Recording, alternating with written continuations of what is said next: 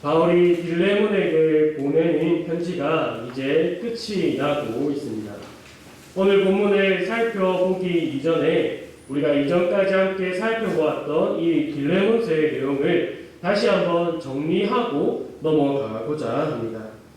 바울은 이 빌레몬서를 통하여서 빌레몬에게 무엇을 강조하고 있습니까? 이 빌레몬서의 중심되는 주제가 무엇이었습니까? 바로 하나님의 사랑이었습니다. 우리 함께 1장 4절에서 5절까지를 한번 읽어보도록 하겠습니다. 4절부터 5절까지입니다. 시작. 내가 항상 내 하나님께 감사하고 기도할 때에 너를 바라는 주 예수와 및 모든 성도에 대한 내 사랑과 믿음이 있음을 들으니. 바울이 하나님께 감사하는 이 이유는 빌레몬에게 있는 사랑과 믿음 때문에 하나님께 감사하는 것이 아니라 그 빌레몬에게 있는 믿음과 사랑이 하나님의 사랑으로부터 나왔기 때문에 감사한다라는 것을 우리가 먼저 살펴보았습니다. 그리고 바울은 계속해서 빌레몬에게 주어진 그 하나님의 사랑을 근거해서 계속해서 이야기를 이어가고 있습니다. 바울은 자신이 사도의 권위를 내세워서 오네시모를 용서해달라고 할 수 있지만 그렇게 하지 않는 이유도 하나님의 사랑 때문이다라고 말하고 있습니다. 오네시모를 용서하고 이전과 같이 종이 아닌 사랑하는 형제로 받아들여야 하는 것도 이 오네시모가 바울과 빌레몬이 하나님께 받은 그 하나님의 사랑을 동일하게 받았기 때문에 이 오네시모를 이제는 사랑하는 형제로 받아들일 수 있어야 한다라고 바울은 이어서 말합니다. 그리고 오네시모가 이 하나님의 사랑을 받은 것은 우연이 아니라 하나님께서 계획하시고 그를 이끄시고 영원히 빌레몬에게 함께 하기 위하여서 하나님께서 모든 것을 계획하셨음을 바울은 이어서 말을 했습니다. 이제 본문에서 바울이 빌레몬이 오네시몬을 용서하고 사랑하는 형제로 받아들인다라는 것을 확신을 가지고 말하고 있습니다. 우리 함께 21절을 함께 읽도록 하겠습니다. 시작. 나는 내가 순종할 것을 확신함으로 내게 써주니 내가 말한 것보다 더 행할 줄을 아노라.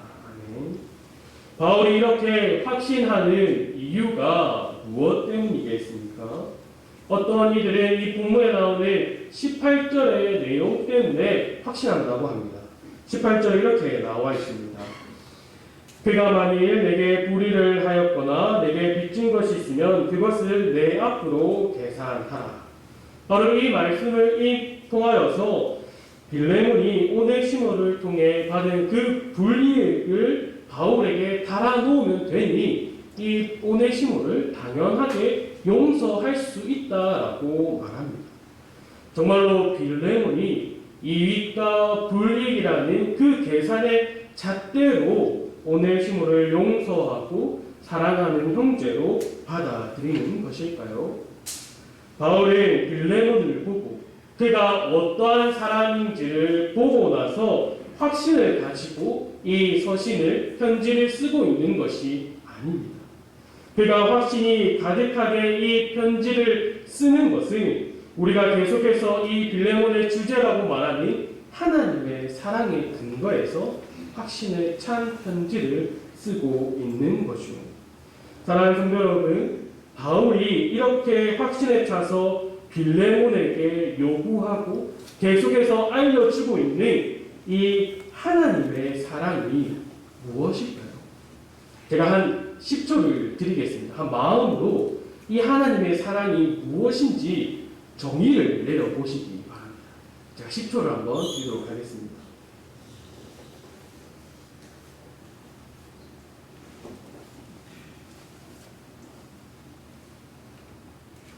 네, 시간이 되었습니다. 이 10초가 많이 길죠. 우리가 계속해서 빌레몬서의 주제를 하나님의 사랑이라 말을 하고 하나님의 사랑이라는 우리에게 아주 친숙한 단어를 계속해서 말을 하고 있지만 정작 하나님의 사랑이 무엇일까라고 생각을 하고 정의를 내려본다면 이것은 아주 어려운 일입니다. 우리는 무엇이든지 글로 아니면 명제로 정의하려고 하지만 이 하나님의 사랑은 글로서 아니면 명제로서 정의할 수가 없습니다. 왜 글로서 정의할 수 없겠습니까? 먼저는 우리가 이 하나님의 사랑을 다 이해하지 못하기 때문입니다. 그 사랑의 넓이와 깊이와 높음을 측량할 수 없기 때문이죠. 두 번째로는 우리가 그 사랑을 왜 받는지도 모르기 때문입니다. 그 사랑의 이유를 내 자신에게 찾아볼 수 없기 때문에 우리가 쉽사리 하나님의 사랑을 정의할 수 없는 거죠. 만약에 우리의 행함 때문에 우리의 어떠한 조건 때문에 하나님의 사랑이 주어졌다라고 말을 하면 쉽게 정의할 수 있습니다.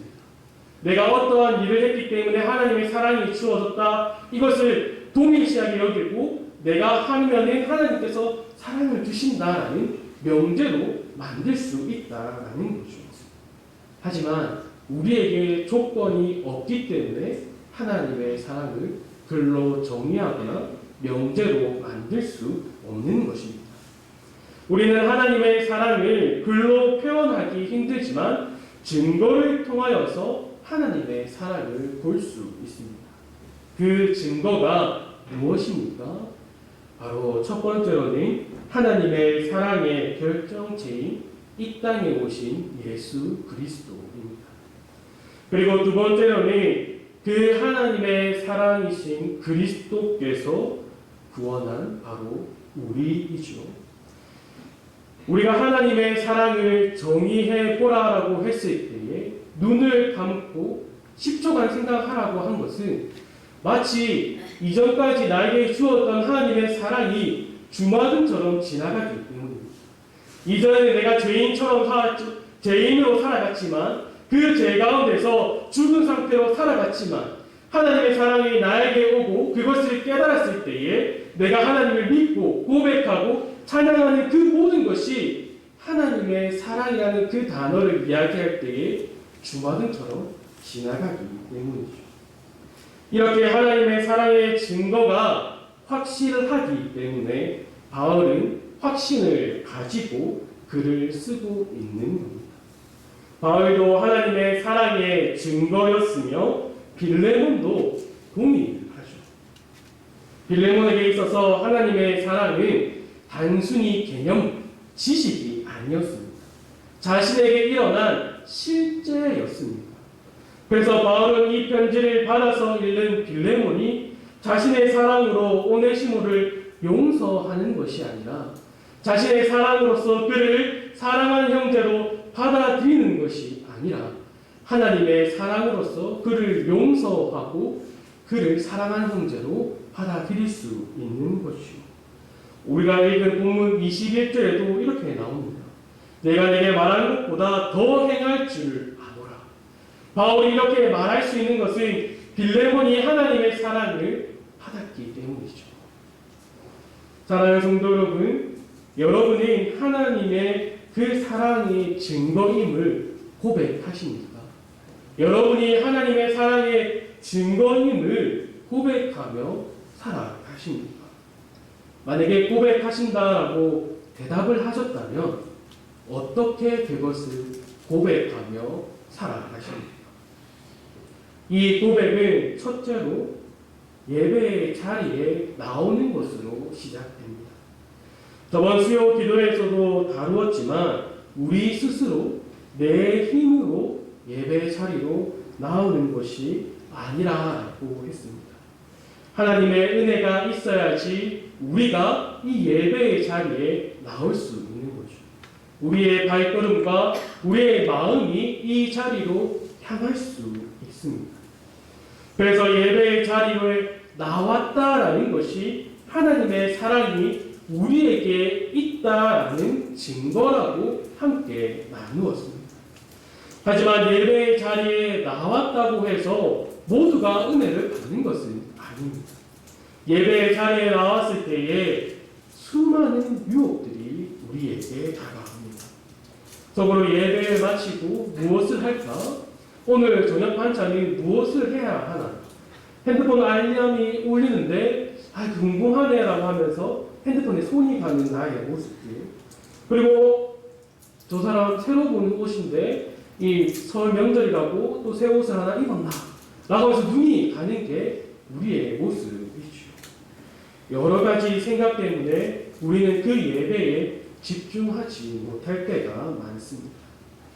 왜 우리가 이 예배의 자리에 하나님의 부름을 받아서 하나님의 사랑을 위해서 우리가 이 예배의 자리에 나왔지만 우리가 이 예배의 자리에서 은혜를 누리지 못하는 이유는 무엇입니까? 바로 이 예배 자리에 나온 것이 하나님의 사랑으로 나올 수 있다라는 것을 생각하지 않고 내 힘으로 내 의지로 나왔다라고 생각하는 것과 그리고 이 예배 가운데서 이 예배를 통하여서 하나님과 풍성한 교제를 누린다는 사실을 잊어버린 채 단순히 신앙생활의 한 행위라고 생각하고 이 자리에 나오기 때문이죠. 예배를 신앙의 한 행위라고만 생각하면 우리는 예배를 통하여서 하나님께서 주시는 은혜를 풍성히 누릴 수 없습니다. 많은 이들이 코로나19 바이러스로 인하여서 비대면 예배 그리고 대면 예배라는 문제로 논쟁을 합니다.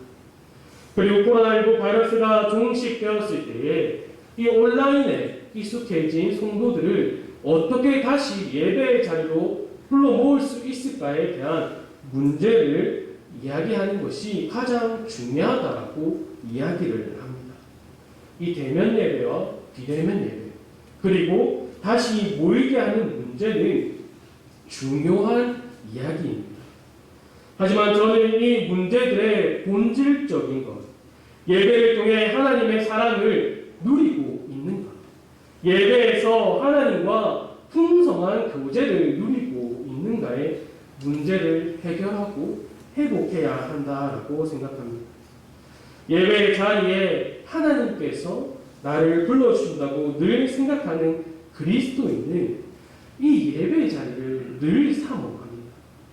예배를 하나의 신앙의 행위라고 생각하지 않고 하나님과 교제를 누린다라고 생각하는 그리스도인은 이 예배의 자리를 사모하고 나올 수밖에 없다라는 거죠. 하나님을 예배함으로 우리에게 있는 그 하나님의 사랑을 고백하며 그리고 하나님과 교제를 누리는 예배를 더욱 사모하는 우리 축구노교의 성도들이 되기를 바랍니다. 두 번째로 하나님의 사랑에 대한 고백은 기도로 나타납니다. 우리 함께 본문 22절을 읽어보도록 하겠습니다. 시작. 오직 너는 나를 위하여 숙소를 마련하라. 너희 기도로 내가 너희에게 나아갈 수 있기를 바라노라. 바울은 지금 갇혀있는 몸이죠. 그렇지만 그는 자신이 언제 풀려날지 모르는 그 상태에서 자신을 위하여서 숙소를 마련해 달라고 빌레몬에게 요청하고 있습니다. 그런데 바울이 이 숙소를 마련해 달라고 하면서 뒤에 붙이는 말이 있습니다. 무엇입니까? 너희 기도로. 이 말이 무엇이겠습니까? 이 말이 바울의 신앙의 핵심을 나타내는 것이며 그리스도인의 신앙의 핵심을 보여주는 것입니다. 모든 것을 기도를 통해 하나님의 뜻을 구하고 하나님을 의지하며 살아가는 것을 말하고 있는 것이죠. 바로 이것을 기도를 통해서 말하고 있습니다. 사랑하는 성도 여러분, 기도가 무엇입니까? 우리의 원하는 말을 말하는 것이 기도입니까? 그렇지 않습니다. 만약에 기도를 우리가 원하는 말, 우리가 요구하는 것만 말하는 것이 기도라고 말을 하면은 이것은 내 뜻대로 살겠다라는 것을 합리화시키는 교만입니다. 시편 62편 7절에서 8절에서는 이렇게 말합니다. 나의 구원과 영광이 하나님께 있으며 내 힘의 반석과 피난처도 하나님께 있도다. 백성들아 시시로 그를 의지하고 그의 앞에 마음을 도하라. 하나님은 우리의 피난처시오다. 아멘. 기도는 나의 구원과 영광이 누구에게 있음을 인정하는 것입니까? 바로 하나님께 있음을 인정하는 것입니다. 나의 구원과 영광은 나에게 있는 것이 아니라 오직 하나님께 있으며 나는 그 하나님을 의지하고 모든 것을 아뢰는 것이 바로 기도입니다.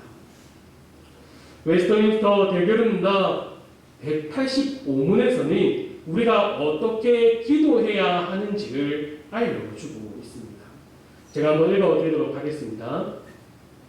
우리는 하나님의 위엄에 대한 엄숙한 이해와 우리 자신의 무가치함과 빈곤함과 죄를 깊이 깨닫고 통회하며 감사하고 열린 마음을 가지고 이해와 믿음, 성실, 열정, 사랑, 인애로서 하나님을 섬기며 그의 뜻에 겸손히 복종함으로 기도해야 할 것이다.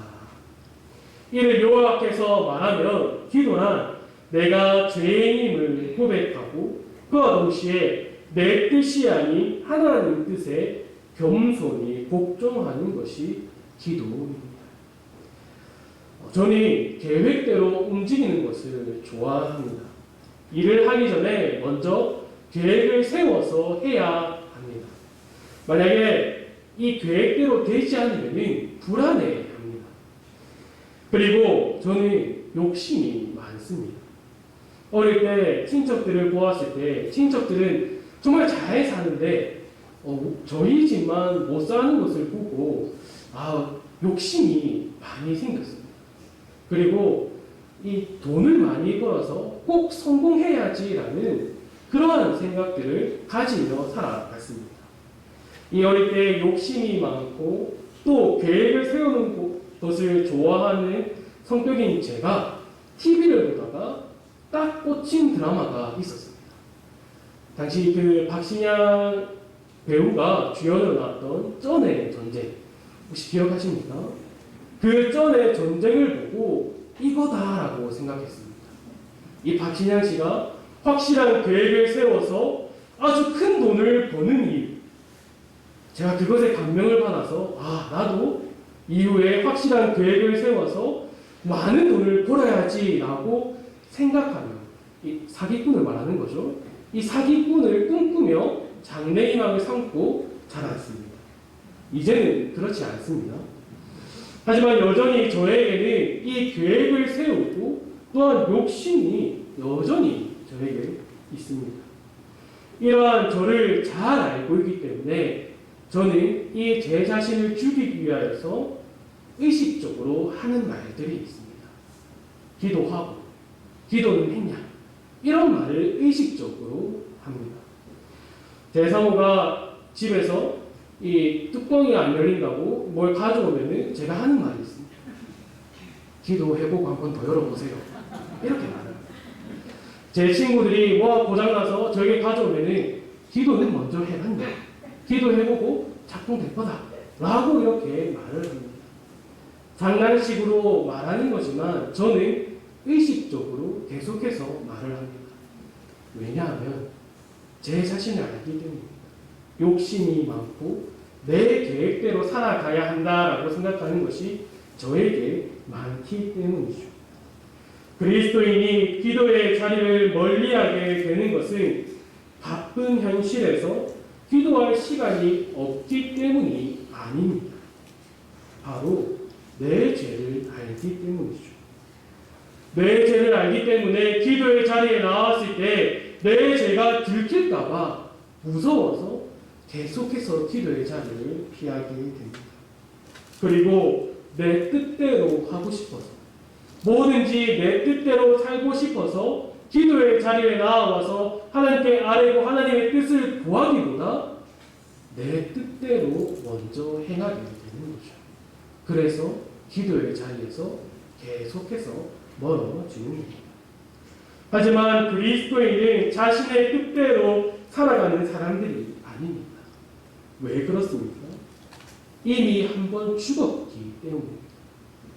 죄로 인하여서 죽었고 그리스도로 인하여서 다시 살아났기 때문에 이제 우리는 우리의 것이 아니라 그리스도의 것이기 때문에 우리는 우리의 뜻대로 살아가서는 안 됩니다. 그렇게 우리는 기도를 통해 나를 의지하는 것이 아니라 그리스도를 의지하고 하나님의 뜻을 구하며 살아가야 하는 거죠. 이것이 하나님의 사랑을 가진 자, 성도의 믿음의 삶이며 하나님의 사랑에 대한 반응입니다. 이 반응이 회복되어야 합니다. 다른 게 회복되는 게 아니라 바로 이것이 회복되어야 하는 거죠. 믿음의 삶이 회복되어야 합니다. 예배와 기도가 회복되어야 한다라는 거죠. 예배와 기도가 우리의 삶의 중심에 있어야 합니다. 다른 것을 다 하고 남는 시간에 예배를 드리고 남는 시간에 기도를 드리는 게 아니라 하나님을 예배하는 것과 하나님의 뜻을 구하는 그 기도의 시간이 내 삶의 중심에 있어야 합니다. 바로 이것이 믿음의 삶이며 이것이 바로 하나님의 사랑을 온전히 누리는 것입니다. 사랑하는 여러분, 하박국 하면은 무엇이 떠오르십니까? 하박국이라는 것을 떠올리면은 의인은 그의 믿음으로 말미암아 살리라 하는 대표적인 구절을 떠올리게 됩니다. 믿음은 우리가 구원을 얻을 때에만 효력이 있는 것이 아닙니다. 성령께서 우리 마음에 주시는 이 믿음은 우리가 구원을 받고 난 후에도 여전히 우리 안에 있습니다. 믿음이 사라지는 것이 아니라 이 믿음이 우리 안에 여전히 존재하고 효력이 있습니다. 이것이 무엇을 뜻합니까? 믿음으로 구원을 받았다라고 끝나는 것이 아니라 그 믿음으로 구원받은 자의 삶을 살아가야 하는 것입니다. 그래서 바울은 고린도전서 16장 13절에 이렇게 말을 하죠. 깨어 믿음에 굳게 서서 남자답게 강건하라. 믿음에서 흔들리지 말라라는 거죠. 이어지는 고린도후서 5장 7절에서는 이는 우리가 행하고 보는 것으로 행하지 아니함이로다. 이제는 우리가 세상의 눈으로서 인간의 눈으로서 바라보는 것이 아니라 우리 안에 있는 성령께서 주시는 그 믿음의 눈으로 이 세상을 바라보고 하나님의 뜻이 무엇인가를 구하며 살아가야 함을 말하고 있습니다. 바울이 계속해서 믿음으로 살아갈 것을 강조하고 있습니다. 바울뿐만 아니라 베드로도 베드로후서를 통하여서 믿음을 더욱 자라게 할 것을 말하고 있습니다. 우리 함께 베드로후서 1장 5절에서 10절을 읽어보도록 하겠습니다. 베드로후서 1장 5절에서 10절입니다. 시작. 그러므로 너희가 더욱 힘써 너희 믿음의 덕의 지식을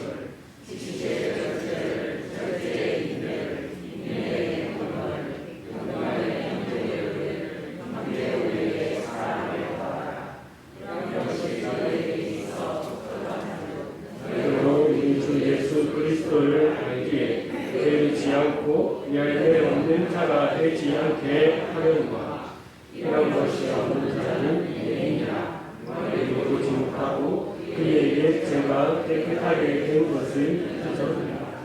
그러므로 형제가 더욱 힘써 너희 부르심과 택하심을 굳게 하라. 너희가 이것을 행한즉 언제든지 실족하지 아니하리라. 믿음을 더욱 굳게 하며 살아가야 하는 이유는 믿음의 삶을 살아가지 않는 맹인이 되기 때문입니다. 맹인이 되면 우리가 죄인이었다라는 사실을 잊어버립니다. 하나님의 사랑을 잊어버리며 그리스도를 하여서 우리의 죄가 용서받았다라는 것을 잊어버리게 되는 겁니다. 이 세상에서 맹인으로 살아간다는 거죠.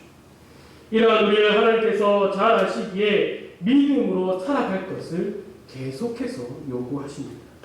놀라운 것은 하나님께서 강압적으로 이것을 요구하고 계시는 것이 아닙니다. 빌레몬서는 바울이 빌레몬에게 개인적으로 쓴 편지이죠. 하지만 이 또한 성령의 감동하심을 통하여서 쓰여진 하나님의 말씀입니다. 바울이 자신의 사도의 권위를 내세워서 강압적으로 빌레몬에게 오네시몬을 용서하고 사랑하는 형제로 받아들여라라고 명령할 수 있었지만 그는 빌레몬을 설득합니다. 무엇을 가지고 설득합니까? 너에게 있는 네가 받은 그 하나님의 사랑을 이야기하면서 설득을 해 나가고 있습니다. 세상적으로는 용서받을 수 없어 보이는 그 주인의 돈을 가지고 도망친 오네시모를 하나님께서는 사랑해 주시고 이를 위해서 모든 것을 계획하셨고 또한 그것이 너에게도 동일하게 있었다라는 것을 계속해서 말해주면서 이 오네시모를 받아들이라고 설득하고 있는 거죠. 이처럼 하나님께서는 우리에게 하나님의 말씀을 통하여 우리에게 주어진 그 사랑을 알게 하십니다. 우리에게 이 하나님의 말씀을 주셔서 우리를 계속해서 설득을 하고 계시는 거죠. 그 사랑 받을 수 있는 조건이 나에게 없습니다. 오직 그리스도에 인하여 구원을 받으며 성령께서 이 믿을 수 있는 믿음을 우리에게 주신다라는 것을 깨닫게 해주심으로 우리를 믿음으로 살도록 설득하십니다. 왜 그렇습니까? 우리 공의로우신 하나님은 공의로우시며 동시에 자비로우시고 인자하시며 사랑이시기 때문입니다. 이 사랑을 잊어버리면 우리는 맹인으로 살아갈 수밖에 없습니다. 이 땅에서 믿음으로 살아가지 않는 그리스도인은 맹인으로 세상 사람들과 똑같이 살아갑니다. 세상 사람들의 말에 이끌려서 그를 따라 살아간다라는 거죠. 하지만 하나님께서는 우리에게 하나님 말씀을 통하여서 하나님의 사랑을 계속해서 말씀해 주십니다. 우리가 죄인이었지만 그 죄로 인하여서 죽었던 존재이지만 우리에게 그 하나님의 사랑을 통하여서 우리가 새 생명을 얻어 새 사람이 되었고 새 사람이 되었으니 다시는 세상에 따라 살아가는 것이 아니라 믿음으로써 하나님과 교제하며 하나님의 풍성한 은혜를 누리며 살아가야 하는 그 믿음의 삶을 하나님께서 우리에게 요구하시고 그렇게 살아가라라고 말씀해 주십니다. 사랑하는 성도 여러분, 하나님의 설득에 넘어가시기 바랍니다. 하나님께서 설득하실 때에 그 설득에 넘어가서 믿음의 삶을 사시기를 바랍니다. 그 삶을 통하여서 예배의 자리에 나와 그저 돌아가는 것이 아니라 하나님과의 풍성한 교제를 누리고 또한 하나님께 모든 것을 아뢰며 모든 삶 가운데 단지 이 예배의 자리에 나왔을 때만 하나님과 교제하고 하나님의 뜻을 구하는 것이 아니라 나의 모든 삶의 영역에서 하나님의 뜻을 구하고 하나님께 모든 것을 맡기며 하나님에 대한 사랑으로서 예배와 기도로 반응하는 우리 축복노교의 성도들이 되기를 간절히 소망합니다. 하나님 아버지 감사합니다. 우리가 삶을 살아갈 때에 믿음과 동떨어진 삶을 살아가는 것이 아니라 우리의 모든 삶이 믿음의 삶이 되도록 인도해 주시길 원합니다. 또 하나님의 말씀을 통해서 깨어서 믿음을 굳게 하여 세상의 유혹과 환난으로 흔들리지 않고 믿음의 눈으로 하나님께서 모든 것을 주관하신다라는 것을 우리가 고백하며 하나님만 의지하여 살아가도록 우리를 인도하여 주시길 원하며 이 모든 것 예수님의 이름으로 기도합니다.